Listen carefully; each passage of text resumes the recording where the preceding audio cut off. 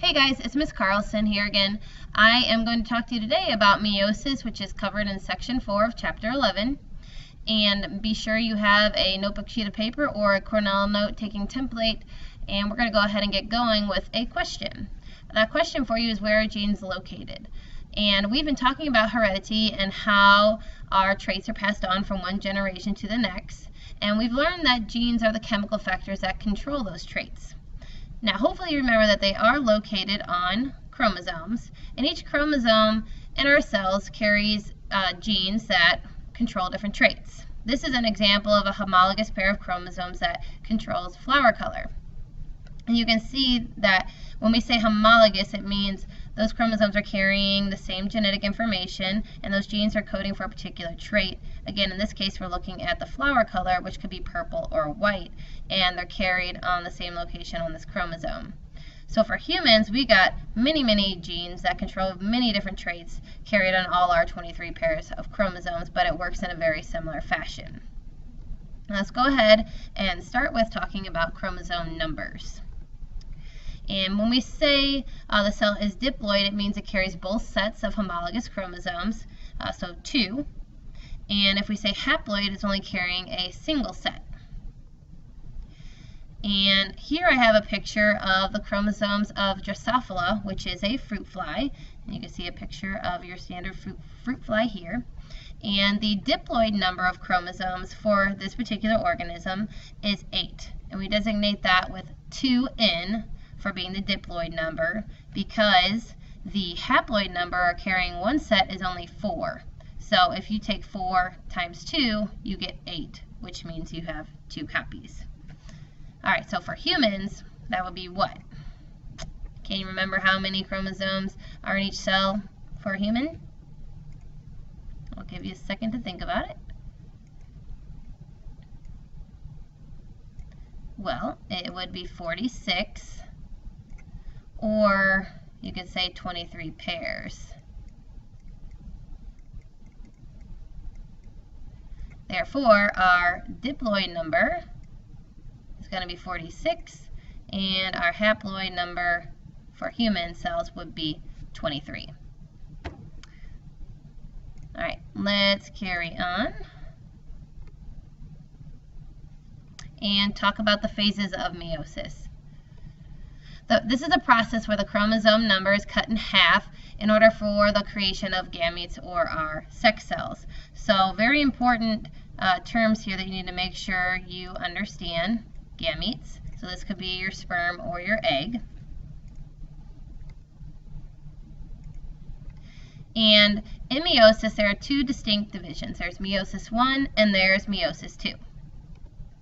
Meiosis 1 is very similar to mitosis, but adds crossing over and tetrad formation in prophase.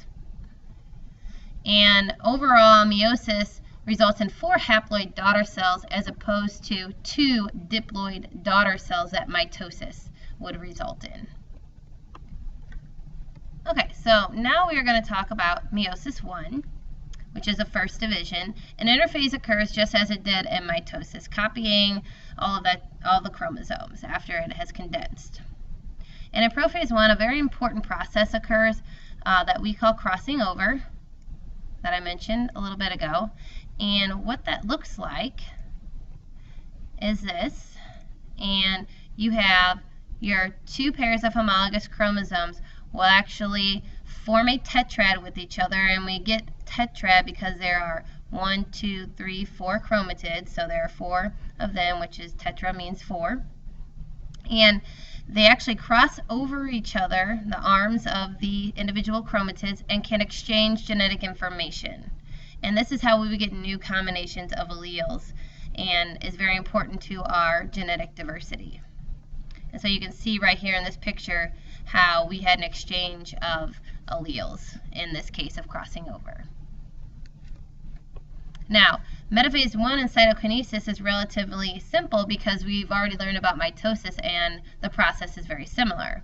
Metaphase 1, all of your paired homologous chromosomes, and I'm going to use HC to abbreviate homologous chromosome, line up in the center. In anaphase 1, the spindle fibers will again pull apart the homologous chromosomes to opposite ends of the cell. And then telophase 1 and cytokinesis, again, your nuclear membrane will reform and the cells will separate. So I have a picture of this occurrence. Again, you have your interphase that happens and copies the genetic information, which is carried on the chromosomes. And then here you have prophase 1. All of the homologous chromosomes will then line up once we move on to metaphase in the center. Anaphase, you have them being pulled apart.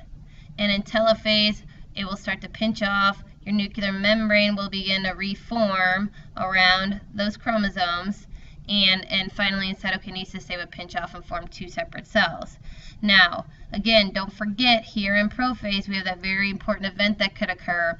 These homologous chromosome pairs could form tetrads with each other and cross over that genetic information.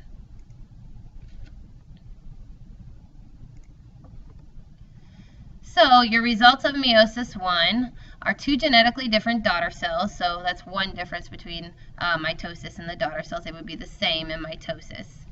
And then the homologous chromosomes are separated, and therefore we do not have a complete set of genetic information in both cells.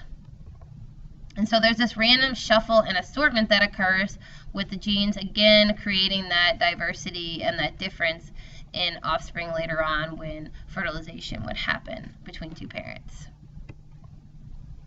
Okay, meiosis 2. This is the second meiotic division, and it involves no duplication of chromosomes. So before meiosis 2, we do not have interphase again. No tetrads formed during prophase 2, and then after that, all other phases are very similar to meiosis 1. So we have our second division of meiosis. Prophase 2 is occurring right here with these two cells. Then, of course, we have, again, obviously metaphase 2 happening here because they're lined up in the middle. Again, I always like to think of anaphase. Chromosomes are being pulled apart to opposite sides of the cell. And then, now here's a big change. We have 4